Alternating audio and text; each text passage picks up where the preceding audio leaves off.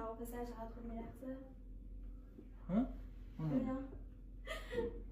تو به این نگاه کن، تو واقعا نداشته خب فالوورامون میخواین که یه رقص دلی بری برامون.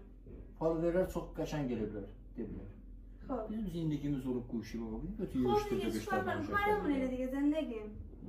خب بیا دیگه بیا رقص دلی برو. یه رقص آذری برو. یا فارسی برو. خواهش میکنم ازت. اگه منو دوست داری. باشه؟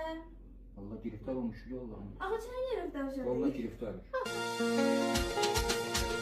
Yaşa.